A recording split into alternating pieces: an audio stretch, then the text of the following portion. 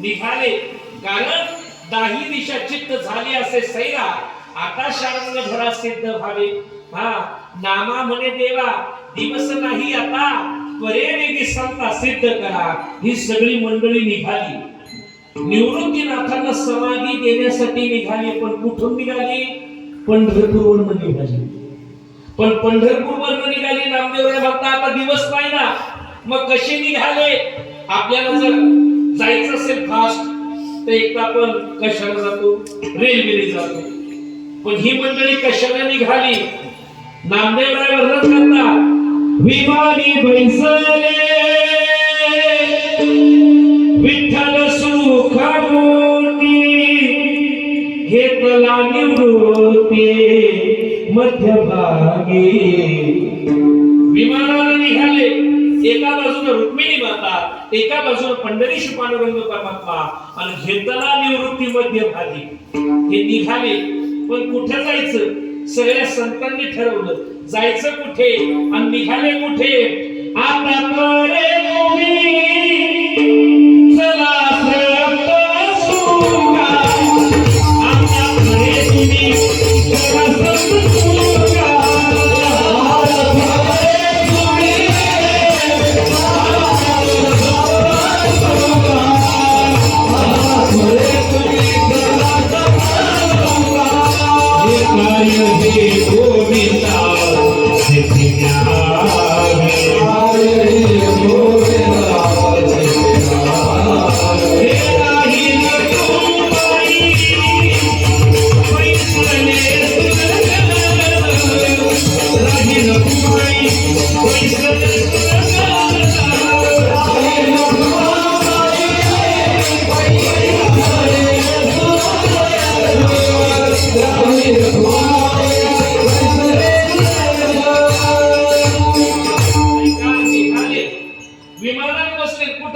आता परे तुम्ही चला संत सुखा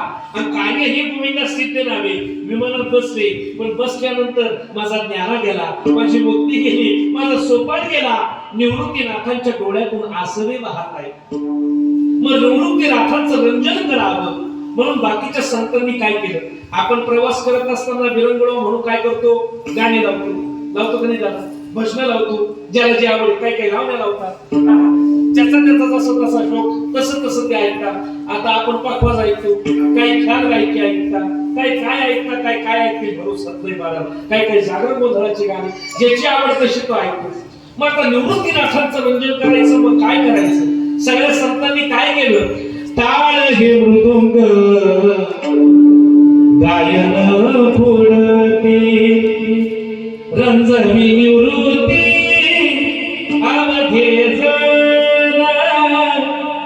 गीतार्थ करीते योगी मौनी जन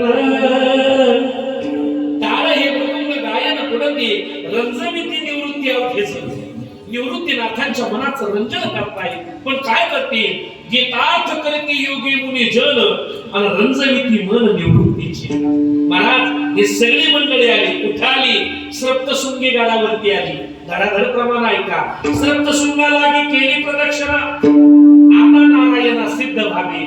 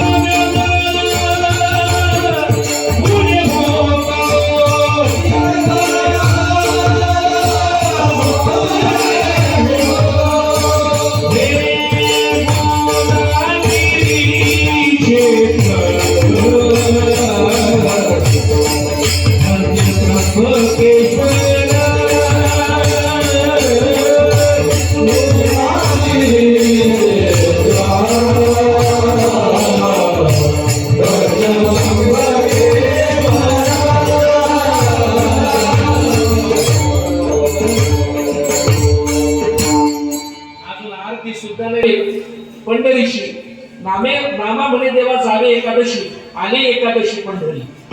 म्हणजे निवृत्तीनाथांचा सोहळा कधी असतो? आता ऐका, एक मुद्दा अजून गोड सांगतो. देवाला प्रत्येक महिन्यामध्ये एका संतांना समाधी दिली. आपले मराठी महिने कुठले? जानेवारी, फेब्रुवारी, मार्च, एप्रिल. मराठी कोणते? चैत्र, वैशाख, ज्येष्ठ, आषाढ, श्रावण, भाद्रपद, आश्विन, कार्तिक, मार्गशीर्ष, पौष, माघ आणि फाल्गुन. नाना प्रत्येक महिन्यात देवाने, आता हे तुमच्यामुळे चालू, कारण तुम्ही माय आणि आल्यानंतर 5 दिवस उत्सवी समाधीचे कीर्तन सगळ्या संतांचे दुपारनंतर झाले. अगोदर भोजन झालेले, पण या संतांचे भोजन कुठं झाले तुम्हाला माहिती का? निवृत्तीनाथ बाकीच्या संतांनी जेवण कुठे केले? आपल्याला त्र्यंबकेश्वर मध्ये एकच नदी माहिती, जिचं नाव गोवधाडी, तीच गोदावरी. पण 750 वर्षापूर्वी एक नदी होती जिचं नाव पुष्करणी. निवृत्तीनाथांच्या मंदिराच्या पाठीमागे जो पाठ आहे ना असा छोटा, ती पुष्करणी नदी. तिथं सगळे जेवायला बसले होते. वर्णने पुष्करणीच्या काठी वैष्णवांचे भार, देव ऋषीश्वर जेवताती. अवघिया पात्रे वाढिली नारायणी, आणि सोडती पारणी निवृत्तीराज. मला देवानं पात्रवाळ्या वाटाव्या, आपल्याला पत्रवाळ्या वाटायची लाज वाटत. देवाला पत्रवाळ्या वाटल्या पण आणि उष्ट्या उचलल्या पण पांडवांच्या याद्यात. बरोबर आहे? सगळ्यात मोठं बुंदी मला आपल्याला बुंदीवाड बातवर एवढंच चाललंय आपलं. पण सगळ्यात मोठं काम उष्ट्या पत्रवाळ्या उचललं. ऐका महाराज, आणि मग हे सगळे बसले, आणि बसल्यानंतर जेवण झाल्यानंतर काहींना सवय असते, काहींना मी फिक्रको धुये मी उडाचा, काहींना ते सवय असते.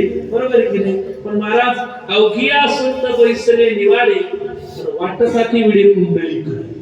पुंडलिक रायाला सगळ्यांना पानाची विडे वाटावे एवढं गोड वर्णन आहे बाबा. बरं का? एवढं गोड वर्णन त्या ठिकाणी आहे. मग ही सगळी बसली, आणि मग निवृत्तीनाथांना त्या ठिकाणी समाधी देण्यासाठी जसं ज्ञानोबरायांचा हात देव निवृत्ती याने धरले दोन्ही कर, आणि जातो ज्ञानेश्वर बैसावया, तसं एक हात पुंडलिक रायाच्या हातात आहे आणि एक हात भगवंताच्या हातात आहे. आणि ही सगळे आले आणि निवृत्तीनाथांना समाधी देण्यासाठी निघाले. किती गोड वर्णन केले काय? पुंडलिके